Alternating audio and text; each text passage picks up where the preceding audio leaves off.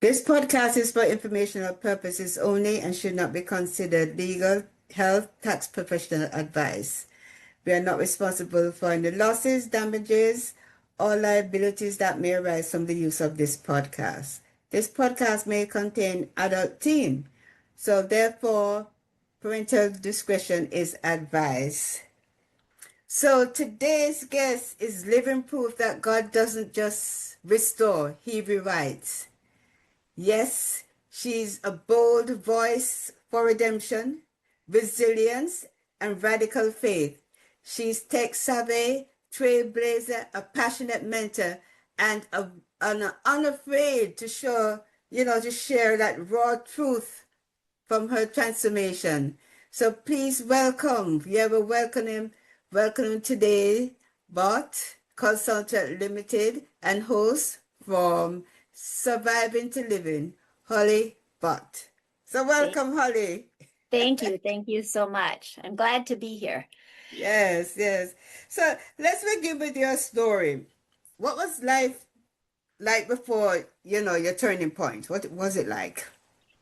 So I was raised in Minneapolis, Minnesota, and have lived here all my life in what I would think is a real traditional middle class Midwestern family. We went to church and um just my parents are great people, wonderful people. And so nothing too outstanding there, but something I've found to be quite common is that even then it is possible as a child to,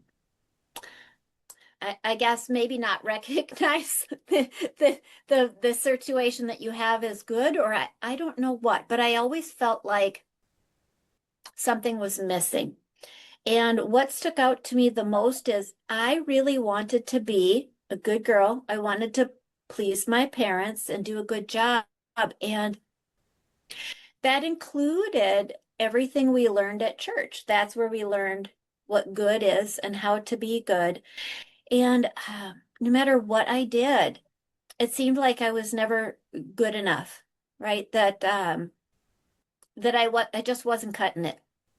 And so I became discouraged by this and just didn't know what was missing. And I ask a lot of questions. I love learning. So it's not that I didn't ask, right? Or seek that information, but I just didn't receive it. And so as I became an older teenager, I rebelled against my parents. I mean, if I can't please you, forget it.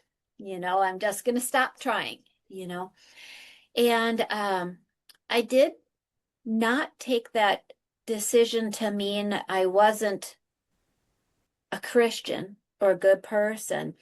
I just felt like this must be all that there is. I've asked all these questions of my church. I've asked these questions of my parents, and nobody can tell me there's more out there than what I'm doing right now, which is trying my best to be a good person. So I thought, well, then that must be all that there is. And if I feel discouraged, that's natural, which isn't true, but it's what I thought. And so thus began many poor choices to try to find happiness or contentment or joy from what was out there because I wasn't getting it from church or from anything else. So I married when I was 18 impulsively. That did not go well. That lasted just a few months. And I had a young son from that marriage. And so a couple years went by. I was real sick of being a single mom. So hard to be a single mom. So I married again to try to solve that problem, I would say, the problem of finances and fatigue. That marriage did not work out well either. So I find myself at age 35, right? Now with 5 kids, and still haven't found peace or contentment or joy or even meaning. I would say purpose and meaning in my life. And I've had a bunch of children. I've tried to have a good job. I've tried to fulfill that through marriage. None of that. In fact, I was feeling emptier than ever. And so when I was 35, I committed a serious crime. And I would say that was an attempt to give up on life, almost like a social suicide, right? That I would like everybody to give up on me. I have given up, and I don't want anybody else trying to push me back into this performance. If I commit a crime, everybody who's been pressuring me will say, oh, forget it. She's hopeless. Let's just leave her alone. Because I really believed that the pressure was not just coming from my own desire for peace and meaning. I felt like other people had expectations of me that I just couldn't fulfill. And so it was both those things that I wanted to get rid of, other people's expectations, and I just wanted to give up. Well, that ended up getting me a 12-year prison sentence, this crime, in which in Minnesota you serve two-thirds of whatever sentence they give you. So for me, that actually meant 8 years in prison that I would have to serve. And I tell you, a person's first day of prison is not the worst day of your life. In fact, your life can really go downhill from there. And it did. My life became an absolute living hell while I was in prison, for so many different reasons that it would take a very long time to share. But everything from, people did give up on me, and I didn't realize how much I really cared about having those people in my lives, my parents and my friends, until they decided not to be there. And I realized, wow, I really did not understand how much they were adding to my life, how much these things matter. And so that was very hard. Not having my children around, not being a mom, you know. Um, your identity changes when you're in prison. When I entered prison, I had 5 children under the age of 16. They were 16, 11, 10, 8, and 4 years old, 4 boys and a girl. And since I would be serving 8 years, by the time I was released from prison, they almost all of them would be adults. And here I'd been a stay-at-home mom up until now. So even when I was released, life would be nothing like what I had left behind. And if you've ever been a stay-at-home mom, you really know that your identity is found in serving your children. And if you're married, serving your husband. And so I wasn't doing that once I entered prison. And I wouldn't be doing that again, ever again when I left, or so it seemed to me, anyways, not in that same way. So I was lost. I've never been so lost. And I would have the women in prison. There's activities that you can do in prison. The prison I was at, you are not locked in your room all the time. They let you out. You can go outside and take a walk. I mean, outside in the prison yard and take a walk. You can go to the library. They have church services. There's things that you can do. And so women would come and ask me, would you like to come sit with us in the living area? And I would say to myself, I don't know. I don't I don't know anything about myself. Would I like to do that? And I would try to picture myself out there, and I didn't feel anything. I would try to imagine myself not going out there. I didn't feel anything. And so it's almost like I lost the ability to make decisions. If someone didn't need me somewhere for something, I didn't know how to decide. In the past, my kids needed me to take them to school, to sports, they needed dinner, they needed clothing. That was what all day was someone needs me for something. That's why I do what I do. Now no one needs me for anything. No one even cares that I'm alive. And so how do I make any decisions about what to do with myself? It was very odd. So that's one example of how everything changes at the most basic level. And the more you come to realize that, the the worse that your life gets, I should say, before it gets better. Anyway, so that was life before my turning point. I had some major events happen. My husband at the time decided to take our children and move several thousand miles away. And I had at least imagined that I would see my family while I was in prison, that life might be difficult, but we would make it work as best as we could. And so that was almost right away an expectation shattered, something new, like not seeing my kids at all for 8 years, and how do you wrap your mind around not even watching them grow up from a distance? Right? It's mind-boggling. It's mind-boggling.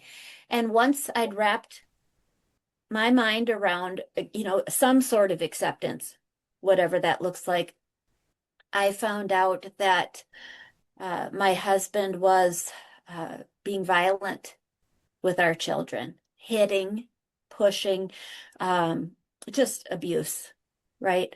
And finally, our youngest son, I got a call that he was receiving life-saving surgery in the hospital. And it's very lucky that he lived through that experience. But because of that, he was placed in foster care. So, you think you feel bad when you commit a crime for the crime itself, right? But then all of the fallout of the crime, things that in your wildest imagination you could not have foreseen as a consequence of what you did, is now unfolding. And now you have new things to be sorry for that you didn't even know you would need to be sorry for someday. Every month, every year, there was some new devastating consequence to be sorry for putting in motion. I don't mean to say that anybody is responsible. I was not responsible for my husband's abuse of my kids. He made that decision. But what I did recognize is that I made it more possible. I gave him more of an opportunity to do that instead of um, being able to protect and defend them, right? I abandoned that responsibility. So uh, many things like this happened um, until finally about halfway through my prison stay. So at the 5 year mark, so a little bit past that, was my turning point where I don't want to say everything got better, but it did. Everything did get better because of Jesus. Jesus Eh, made things yeah, better. you said that prison didn't make you new. Jesus did. Yes. Yes, he did. You know, because of my upbringing and going to church and trying so hard to be good and asking so many questions about God and the Bible and getting all the answers I thought were available, I really, at this point, did not question. I have a good spiritual foundation. And so if I'm not saying this is the right way to think, it's what I thought at the time, that if anything is going wrong, it must be related to something else other than God, other than me trying to obey God. This must be unrelated. Hmm. So I was not searching for Jesus. I was not searching for God because I already have him. I've got all that, my bucket's full in that category. However, I was wrong. And so Jesus came and found me in that situation.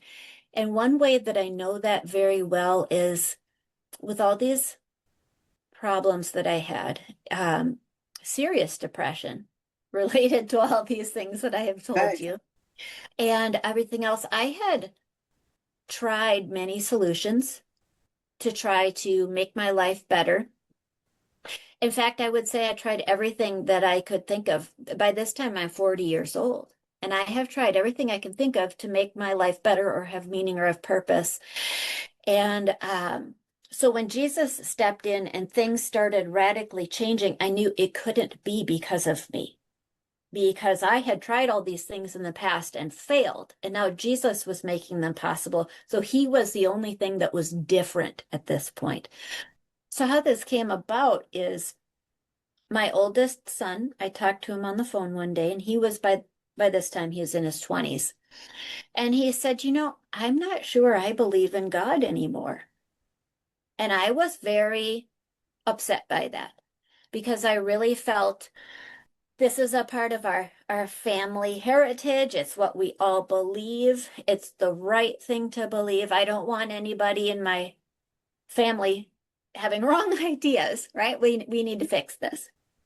So I decided to try to help him. I was going to give him Bible verses and really prove God exists and settle this for him.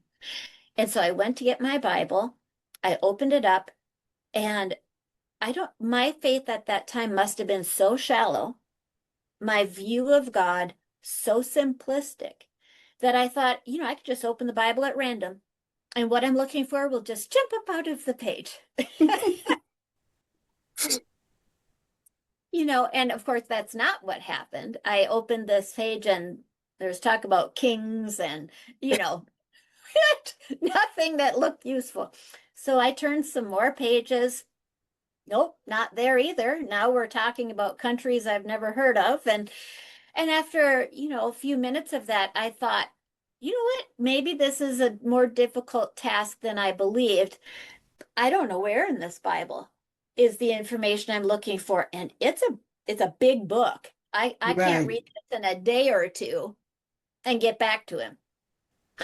And so that was a little bit of a wake-up call for me because I really thought until this point I'm some kind of expert, which obviously I was not. But I wrongly thought that, because that idea had gone unchallenged. Right. And I had gone to church so much. The pastor says, turn here, and I'm going to tell you what it means. And so I thought, man, I've been to so many of those. It's like I've been in college for 20 years, church college, right? How could I not be an expert after all this time? But one quick open of the book, and I realized it was all secondhand information, right? I had not taken the time to do it for myself. So I called my parents. I asked for some help. They found me some Bible verses. So at least I could know what I thought was in there. It is in there, but it didn't help my son. And I can guess why now, right? Because had never lived a life that evidenced the truth, right? What I had shown him was the truth of, I don't know anything in this book. And I don't even know that I don't know anything in this book. That's what I had lived out for him. We call that a hypocrite. So it's no surprise that he began to question things when his mom was hypocritical or ignorant. So I thought, well, I'll just read it. I will solve this problem. I will just, however long it takes, I'm going to read this book for real. So I put the Bible in a year plan in front of me, and I lasted a whole week. That's it. I didn't want to do it. I love reading, and I read books from the library all the time, and I'm a fast reader. But I could not understand what I was reading. It wasn't meaningful. It wasn't interesting. And so I couldn't even do it 2 days in a row. And after a week, I didn't want to do it at all. So I just put the book on the shelf again. and I prayed. Now, at this point in my life, prayer was not a regular part of a way that I solved problems. Not saying I never prayed, but it was not my go-to Right, yes. for problem solving. So I know that Jesus caused me to pray this prayer. When I put the Bible away, I prayed, Jesus, if you want me to read it, you'll have to make me want to because I don't want to. And then I left it there and I didn't think about it again. A couple months went by and the prison had a lockdown, and that means that could be for a medical emergency or government shutdown. A lot of reasons. You can't come out of your room until they say this lockdown is over. Usually it's just a couple hours. This time it was for more than a week. And I ran out of library books to read. And so I did have a TV, and I was a fan of sitting there and watching TV and doing nothing. But for some reason this time I decided to try reading the Bible again instead of watching TV. I really thought this was going to be the most miserable lockdown of my life. All I have left to read is this book that I've already proven is the most boring book on earth. But I picked it up to read it, and I don't even remember where I started. I didn't start at the beginning. I just kind of flipped it It open. just, okay. Just chose a spot at random. It was the most interesting book I had ever read. I was absolutely captivated. And I read it all day until I missed all the meals. They deliver them to your door, and I didn't even pick them up. And late at night, I fell asleep. And the next morning, I woke up and went, what happened? What was that? And so I'm trying to justify or rationalize what happened. Can't be supernatural is what I'm thinking because, God doesn't do miracles anymore. That's stuff that happened thousands of years ago. And so I'm trying to think of a reason. I thought, you know what? I bet what happened was that those parts were interesting all along. But when I tried to read the Bible a few months ago, that's not the part I picked. So I just missed that good stuff. Okay. So here's what I'll do. I'll start reading it again today. And when I get to the boring parts, because I know they're in there, then I will know that that's what happened and that this book is still boring like I thought. There's just a few interesting parts. Okay, so I've got a plan. I sat down to read again. Again, I read all day, hours and hours and hours, and never got to those boring parts. It was still interesting all day. Then next day, the third day, I woke up. And now to be honest, I was scared because this means there's more out there than whatever I thought before, right? That God is bigger and more powerful and that he does things, supernatural things, not just out there somewhere. He can do supernatural things in here. Like that feels invasive almost, he can. So I'm not sure what to think of this. No one has ever in fact, people have told me God doesn't do this. And here this is happening. So something strange is happening here. I didn't know what to think, but I knew I wanted to keep reading. I could not put this book down. So I read it and read it and read it for days and days. The lockdown ended, and now I'm bringing the Bible with me to meals. I'm bringing it with me to work. Anywhere I go, this Bible's in my hand. If I have a minute to myself, I'm opening it to read it. People around me started noticing, what are you doing with this Bible? You used to have library books all the time, and now this book is all that you read. And I'm telling them what's in it. I'm so excited about what's in it. And I found that there's good advice in it. For example, take care of your family financially. Now, in prison, I was making like 25 cents an hour for full-time work. So that might be a couple dollars paycheck every 2 weeks. And so I didn't send anything home to my family. I could barely take care of myself with this money. In prison, you have to do your own laundry. You have to buy laundry soap. You have to do your own dishes, buy dish soap, shampoo, and it's all the same prices that we see in the store today. So the cost of shampoo is more than 2 weeks' pay just for one bottle of shampoo. So it never occurred to me to send any home, you know? But there were women in prison who had been legally forced to send child support home. There were child support enforcement. Yeah, Really? that really, if their children were in foster care or if they were divorced and there was a child support order in place, whatever that looked like, it would be a percentage of their pay that the government would take out, and it was like a fourth. So if they made 25 cents an hour, like 8 cents an hour Mhm. was not given to them and then would just be mailed out as a child support. So they didn't even have that choice. And I thought of one friend of mine who that's what happened to her. And so and nothing was taken out of my check because I was still legally married, even though me and my husband were not on speaking terms and my children were not in the state. We're married, so there's no legal order saying I'm required Right. to send money home. So I'm getting my whole 25 cents or whatever it was at the time. And yet I was grumpy and feeling needy, like my needs aren't being met. I can't even buy shampoo, all sorts of self-pity happening here over Hmm. my paycheck. And my friend who has less than me, she was generous. She was always willing to share what she had. She was always cheerful. She was the most hardest working person I knew. I was always trying to get out of work. I have such a self-pity party that I'm too depressed to come to work. I need to sleep in and take a nap because I'm so depressed. I mean that was my Yeah, yeah. Get that's just out how of it. I felt. Yeah. And so when I read in the Bible, if you don't financially take care of your family, you're worse than an unbeliever because they take care of their families. Hmm. This friend of mine was not a believer and she did take care of her family. It might Hmm. have not been voluntary, but she was still cheerful, even as it was taken from her Right. either way. And I went, wow, because up till now I was very arrogant. I know it all, and so I'm better than everybody that doesn't know what I know.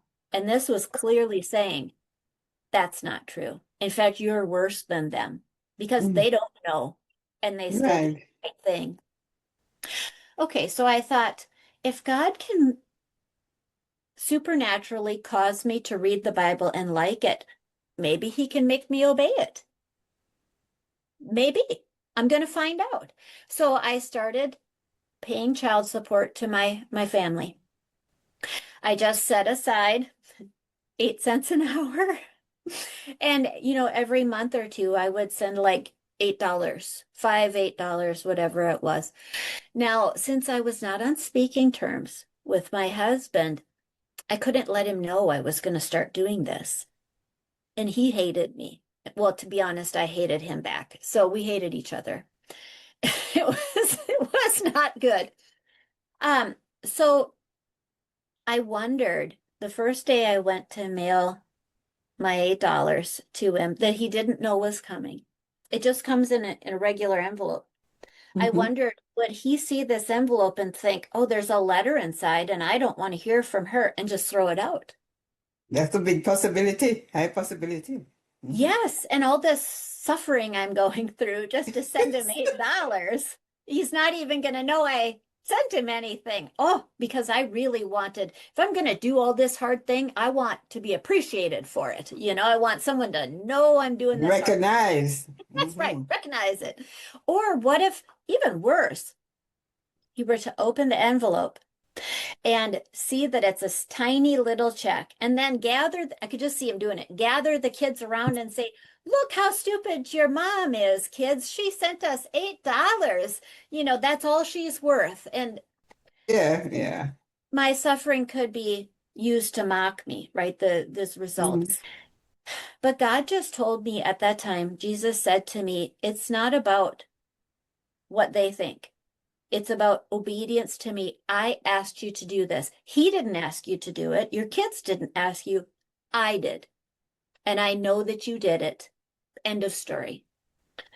Okay, so I started sending those checks, and that was a turning point for me in who decides my value and how is my value decided.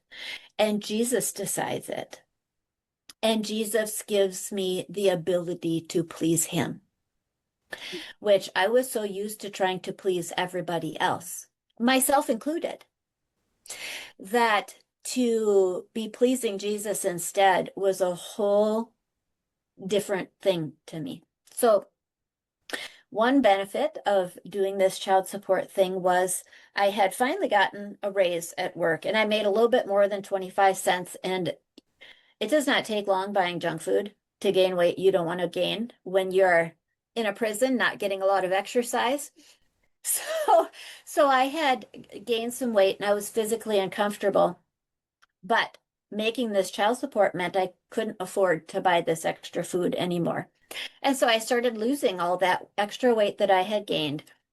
I was so happy about that. I was so happy to be getting skinny just by obeying Jesus. I'm like, what else can I obey him? What else can I do for you, Jesus? And so it was a small series of surrenders, right? Surrendering my recognition, my reputation to Jesus. The next step was I was a very angry person. Maybe some for justifiable reasons, some for not. But what I was is I was bitter and resentful.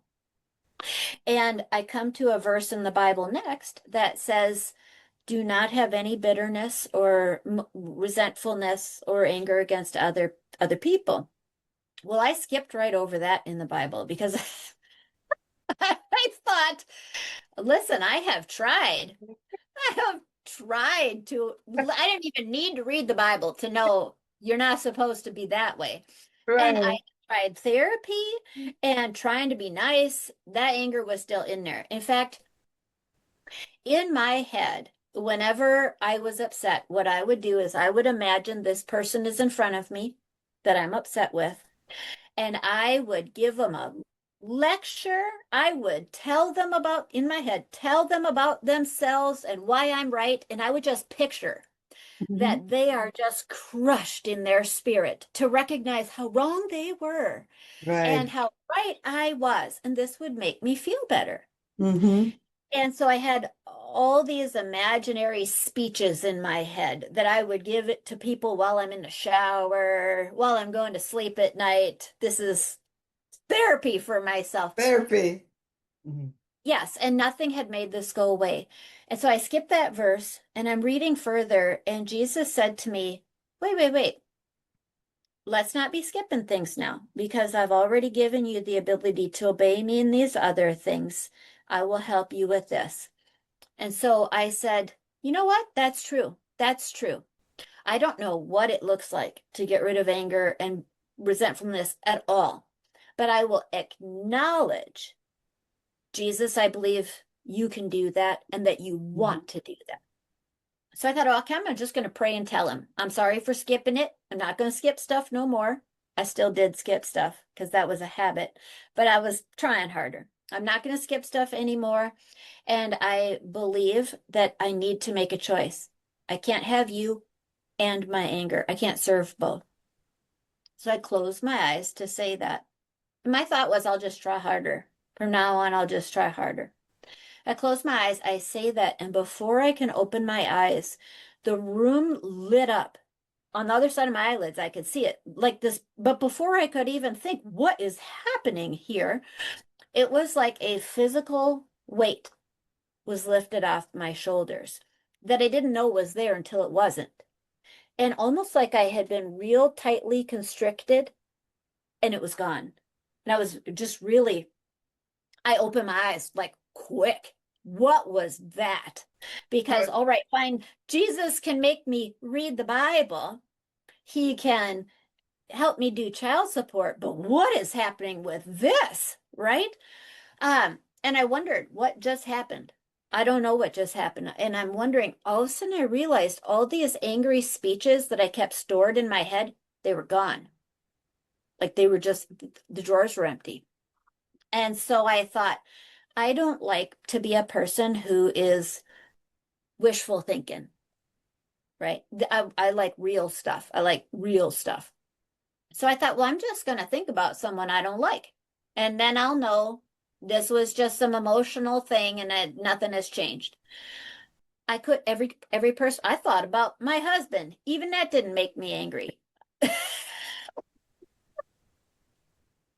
I thought, what is going on? My husband can't make me angry. So I thought, I know what I'm going to do.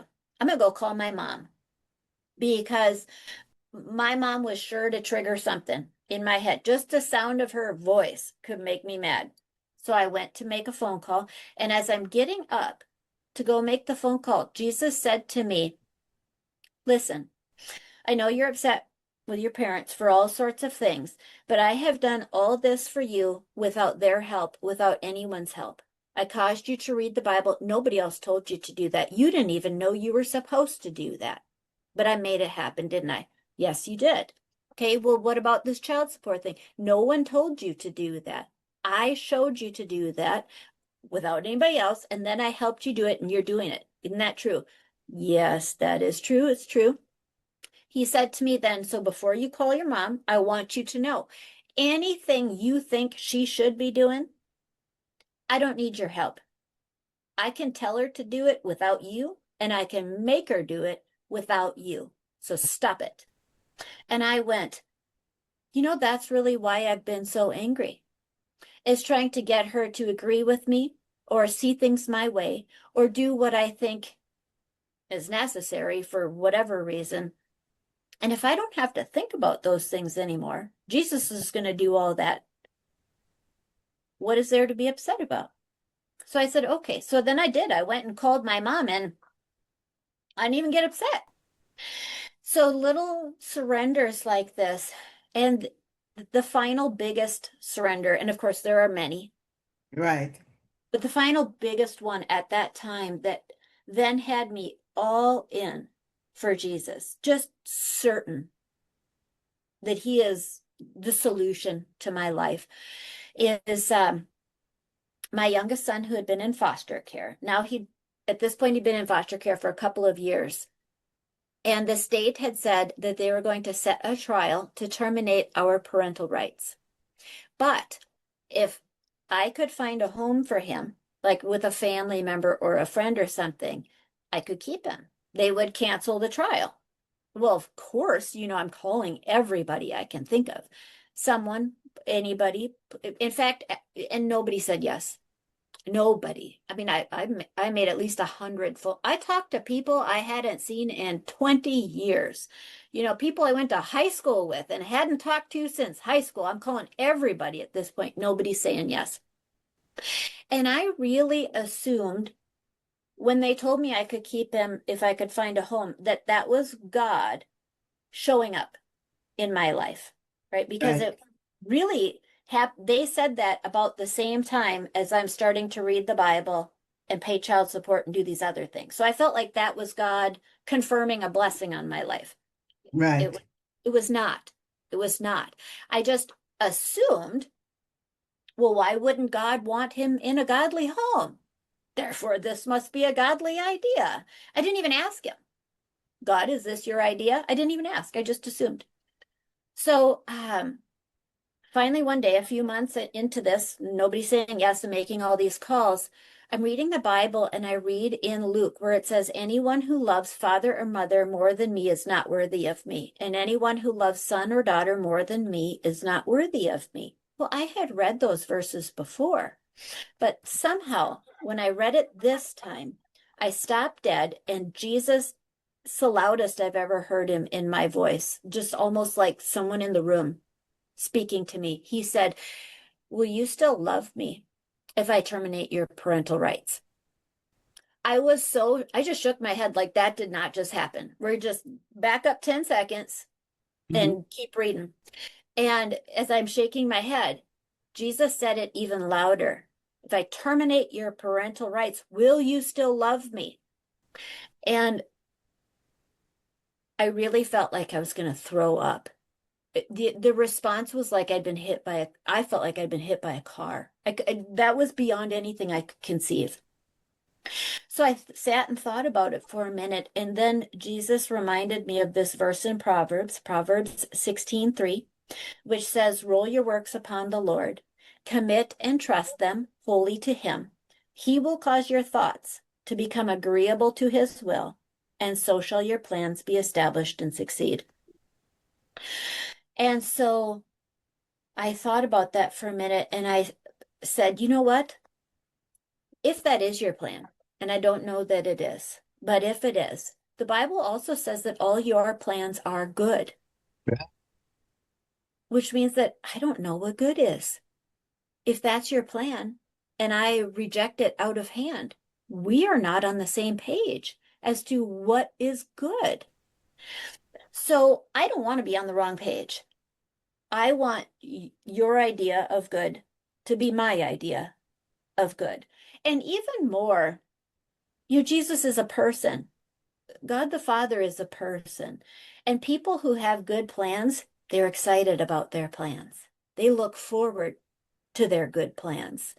And so it would make sense then that Jesus would be looking forward to this good plan, which involved terminating my parental rights. Well, I certainly was not looking forward to anything like that. So I am not on the wrong page. But if I'm in a relationship and have a friendship with Jesus, I don't want to be opposed to him.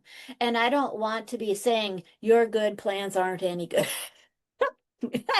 What makes you happy doesn't make me happy. And I don't want that to be me. So I just prayed, okay, if that is how it is, um, make me love it like you do, because I don't love it. I hate it. Mm-hmm. I don't want to hate it. And so over the next couple of months, as we got closer to this trial, I did keep looking for a home. I never found one, and my parental rights were terminated. And I was told if that they were terminated, I would not be allowed to talk to him anymore. He was 13 at the time, almost 14. Wow. Very young. That until he was an adult, I would not be able to talk to him anymore. And I had been sending him 3 letters a week. We'd been talking on the phone. And this is my son, you know? So when my rights were terminated, I thought, okay, that's what they said. And I prayed about it and what else to do. I challenged it all the way to the Supreme Court and lost. But God was so, so good. 2 years later, I was getting out of prison. I had about a month left before I was going to leave prison. I call home to talk to my mom, who I was now having a much better relationship with because of Jesus telling me how things are. And so things are going much better there. And so we had nice phone calls and stuff. So I call my mom and she says, I just got a call from your son. My son's name is Tim, from Tim's foster mom. And she would like to adopt him just to help him get out of the foster care cycle, which is, they move the kids from home to home. It's not, Right. yeah, to give him some stability. And Tim said he would only allow himself to be adopted if his name stayed the same and if he could start talking to you right now, that you get to still be his Oh, real. wow. Look at God. Yes. And his foster mom agreed.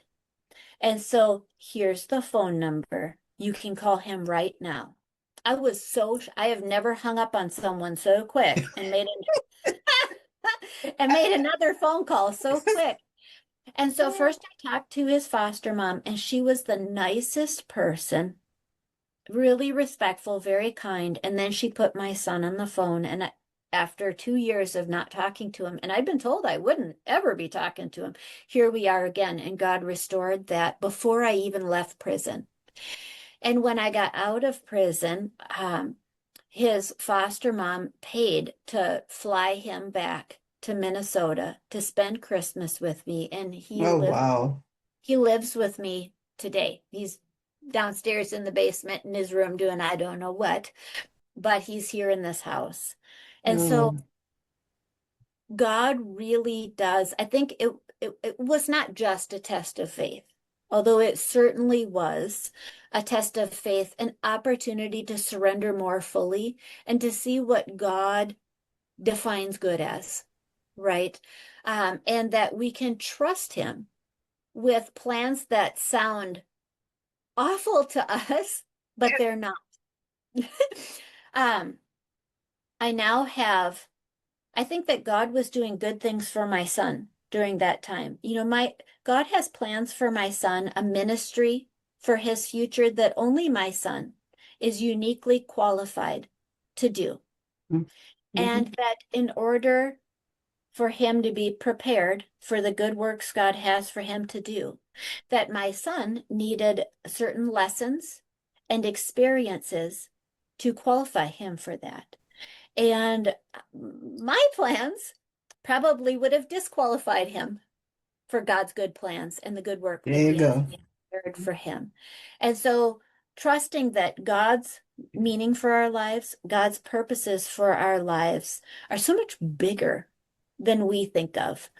And that everything that he's doing is him getting everything ready, that he's never trying to harm any of us or discourage us. And so that's really what the turning point and a few months after looked like for me is Jesus really cemented this new way of thinking and created something other than blind faith in my life. Faith that was based on actual experiences where I saw him work and then saw the results were better than anything I had ever done.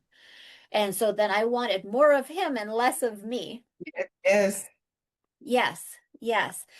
So since that time, I obviously I've been out of prison for it'll be 7 years out in December this year. And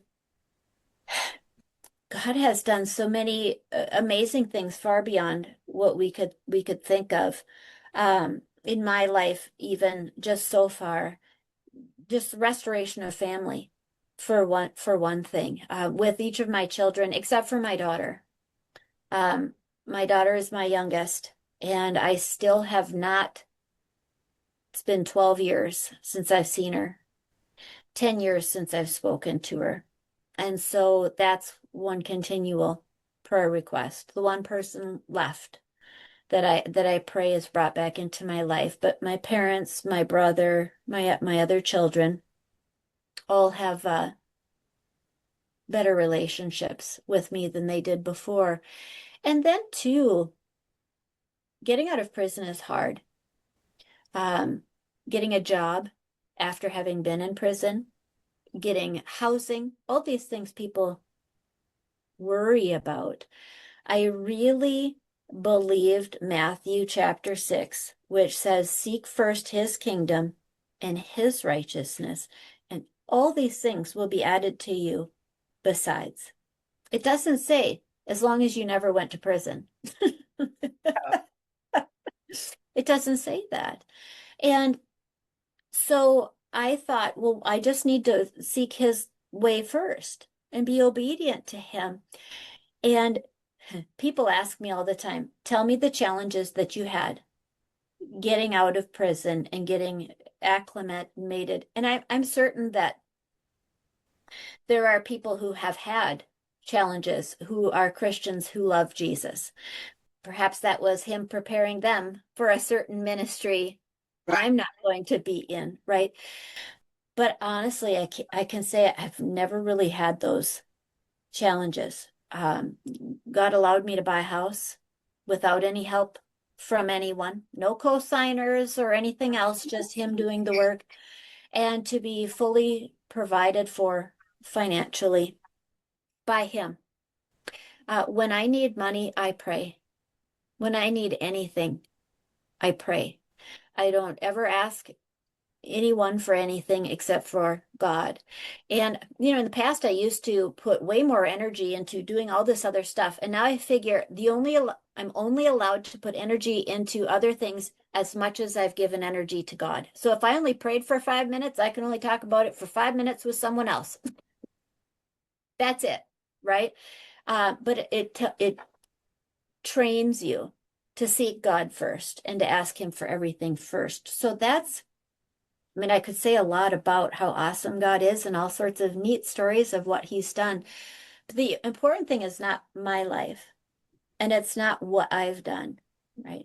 It's who, it's Jesus, right? And what he has done and what he has provided for, and just seeking him first. So that's why I like to be on podcasts like yours, is to make sure that people know how good Jesus is and how much he loves us and how good his plans are for us, and that everything he's done for me and more is what he can do for anybody else who puts him first. Can you give us a brief, what inspired the birth of but consulting So company? Hmm. that's my company, my IT company. And a Hmm. couple of years ago, had a full-time job, a really good, financially good full-time job. And I left that job. Um,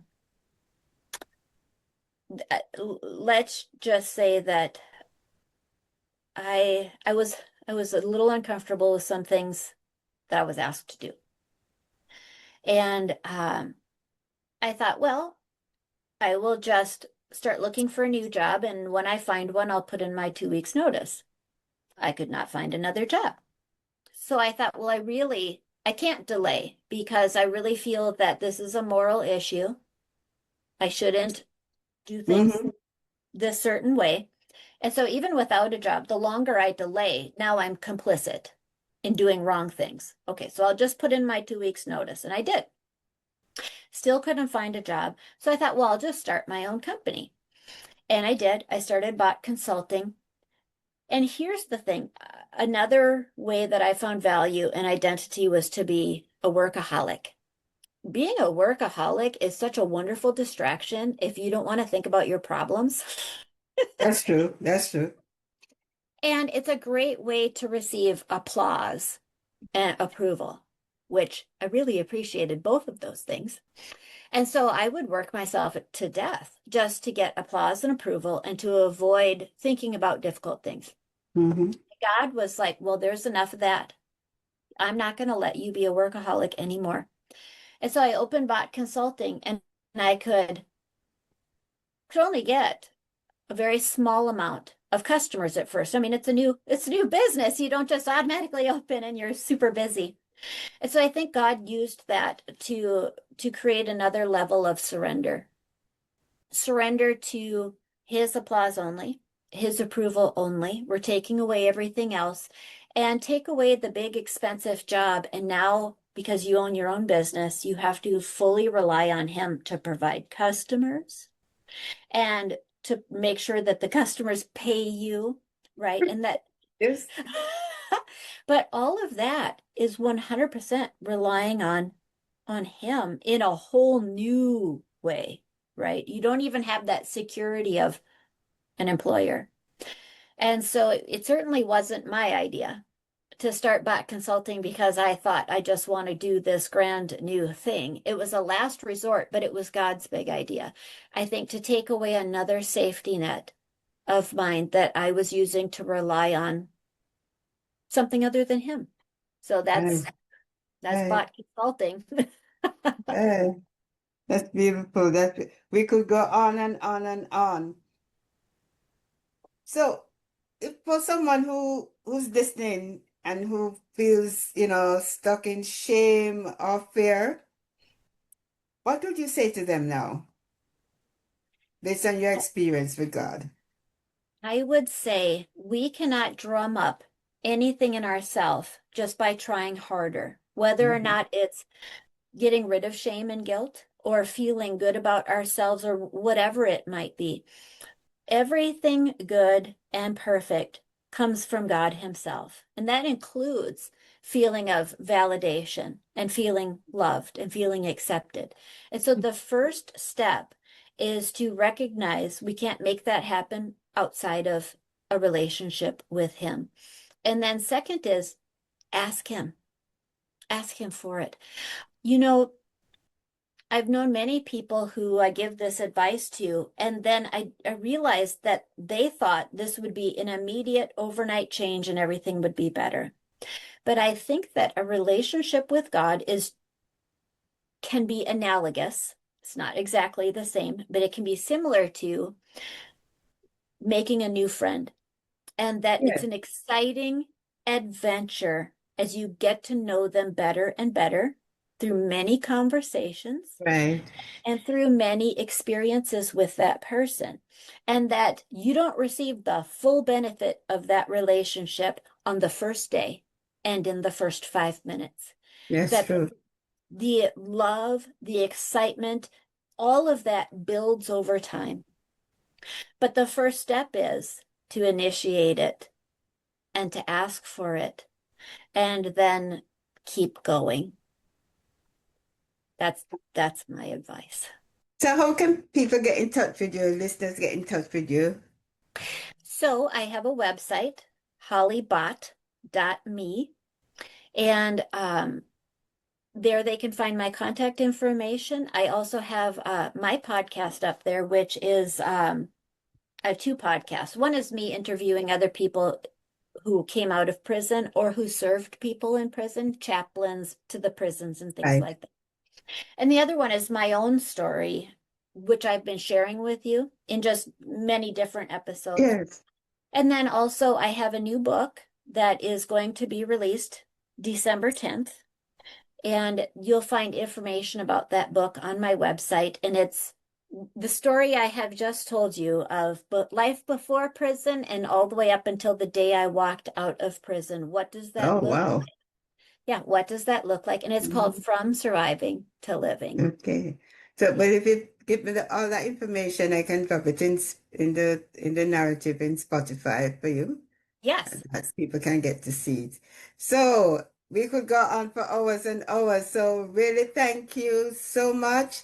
It's really been a pleasure and an inspiration for myself also because all of us listen to your testimony. Your testimony can be my testimony also. It keeps on giving, Yeah. If when we Yes. listen to other people's testimony, He's just showing Yeah. us that God can do the same thing for us too, if we're open to it. Absolutely. All Yes. Thank right. you for having me. The pleasure was all mine. Yeah. So you're gonna just